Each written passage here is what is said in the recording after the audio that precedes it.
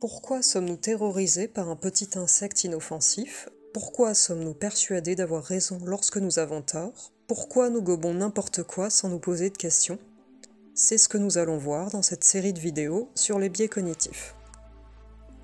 Face à un réel multiple et complexe, nous sommes sujets à l'approximation, à l'illusion et à l'erreur. Ces mécanismes cérébraux nous permettent de construire une vision cohérente du monde, mais trop souvent, ils nous font perdre notre lucidité, nous enferment dans nos a priori et nous détournent des autres. C'est pourquoi il est nécessaire de prendre un peu de recul lorsqu'on perçoit le monde. Voyons-nous vraiment le monde avec nos yeux? Nous avons tendance à croire que nous voyons le monde à travers nos yeux, nous l'entendons avec nos oreilles, nous le goûtons avec le goût, etc. En réalité, tout ce que nous percevons est interprété par notre cerveau. Nos yeux, nos oreilles, nos papilles, notre nez ne sont que des récepteurs qui transforment les signaux que nous renvoie le monde extérieur en signaux électriques. Des milliers de signaux électriques vont devoir être traités par notre cerveau, il va les filtrer et nous permettre de reconstituer mentalement le monde qui nous entoure. Prenons un exemple, les illusions d'optique. Que voyez-vous sur cette image? Un échiquier, un pilier, une zone d'ombre? Dans cette illusion, le cerveau interprète la région sombre comme une zone d'ombre due au cylindre. Les différentes teintes de vert sur le côté droit du cylindre induisent aussi en erreur le cerveau qui pense immédiatement à un point d'éclairage. La fausse ombre et le fait que pour notre cerveau, un échiquier contient forcément des cases à alternance de couleurs nous induit en erreur. Ainsi, on a l'impression que les deux cases sont différentes alors qu'elles sont strictement de la même couleur. Notre cerveau, auteur, compositeur et interprète. Pour recréer le monde et être cohérent, le cerveau a besoin d'inventer des choses. La mémoire joue un rôle majeur dans l'élaboration et le façonnement de nos émotions, de nos croyances et de nos certitudes. Elle ne fonctionne pas comme un appareil photo ou une caméra qui se contenterait d'enregistrer et d'archiver objectivement nos souvenirs, elle les reconstruit. Si je vous demande de vous souvenir de la dernière fois où vous avez fait vos courses au supermarché, que voyez-vous? Votre cerveau n'a pas pu stocker toutes les informations concernant cet environnement. La disposition des produits, l'apparence des autres clients n'est pas archivée dans votre esprit, et pourtant vous ne vous représentez pas cette scène complètement vide. Si vous essayez de représenter de manière plus distinctive le visage ou l'apparence des autres clients, sauf si vous avez été attiré sur le moment par un détail particulier, tout ce que vous allez revoir mentalement a été entièrement recréé. Jusqu'où notre mémoire est-elle malléable et à quel moment cette malléabilité peut-elle se révéler préjudiciable? Il est possible d'implanter des faux souvenirs dans la mémoire des personnes que l'on souhaite manipuler, le plus souvent à des fins personnelles ou politiques.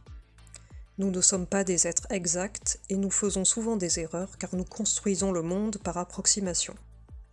Malgré cela, l'approximation n'est pas une mauvaise chose en soi. Elle est au cœur de notre raisonnement, de notre capacité de prédiction et de la plupart de nos réflexes de pensée comme d'action. Pourquoi sommes-nous si souvent dans l'approximation? Imaginez, vous voulez voir un film au cinéma avec vos amis. Votre groupe hésite entre deux films. Pour trancher, vous tirez à pile ou face. Si, à ce moment-là, on vous avait demandé quelle est la probabilité que la pièce retombe sur pile ou sur face, votre réponse aurait été 50-50, et vous auriez eu raison. Imaginez maintenant que dans le cadre d'un jeu, on vous demande de faire 100 lancers consécutifs et de noter à chaque fois le résultat obtenu, et d'évaluer la probabilité que la pièce retombe sur pile ou face au lancer suivant. À chaque lancer, la pièce n'arrête pas de tomber sur pile. La probabilité que la pièce retombe sur pile la prochaine fois est-elle toujours de 50-50? Oui, car la probabilité est fixe. Mais il ne vous semble pas plus raisonnable de réaligner votre modèle de pensée sur la réalité qui s'impose à vous? La pièce est peut-être truquée. Vous avez de bonnes raisons de le soupçonner. Cette capacité qu'a le cerveau à établir des modèles mentaux et de les affiner en présence d'événements petit à petit lui confère un pouvoir d'anticipation essentiel appelé inférence. L'inférence est la capacité à formuler une prédiction sur l'avenir à partir de nos observations et de nos connaissances sur le monde, et à agir en conséquence, en choisissant dans chaque situation la stratégie qui nous paraît la mieux adaptée.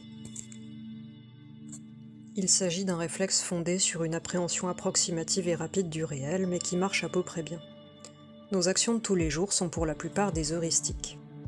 Nous ne réfléchissons pas vraiment lorsqu'on serre la main de quelqu'un d'autre, qu'on monte un escalier ou que l'on conduit une voiture. On le fait, c'est tout. Certaines connaissances a priori du monde qui déclenchent une action intuitive sont également des heuristiques. Par exemple, si on voit de gros nuages noirs dans le ciel alors qu'on s'apprête à sortir, on anticipera l'averse en nous munissant d'un parapluie. Ces heuristiques nous permettent de composer avec les limites de notre attention et de nos facultés cérébrales. Nous n'avons pas les capacités attentionnelles, le temps et l'énergie d'intégrer l'ensemble des informations que l'on reçoit dans une situation donnée avant de prendre une décision. Les heuristiques nous sont très utiles, mais dans certains cas de figure, elles peuvent nous induire en erreur. Ces erreurs de jugement ou interprétation illogique et irrationnelle d'une situation sont appelées biais cognitifs.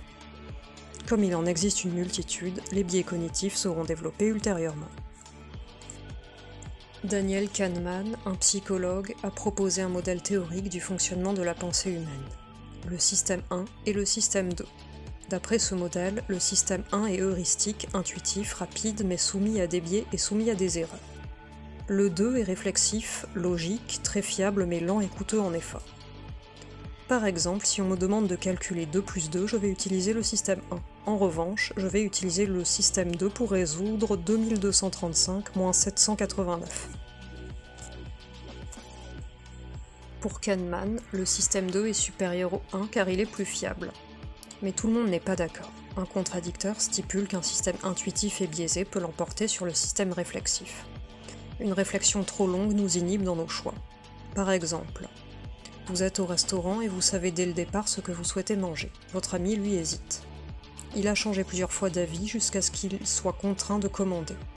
Vous tirerez sûrement plus de satisfaction que lui, qui passera son repas à se demander s'il n'aurait pas pu choisir la sole plutôt que le merlu. De plus, le modèle de Kahneman est à nuancer. Il est binaire et il n'existe aucune preuve empirique pour appuyer cette idée. Notre cerveau fonctionne plutôt de manière dimensionnelle. Il faut garder à l'esprit que le modèle de Kahneman n'est qu'une abstraction permettant de simplifier notre compréhension du fonctionnement intuitif. Conclusion. Faut-il supprimer nos biais à tout prix ? Notre perception biaisée et reconstruite du monde n'est pas forcément négative.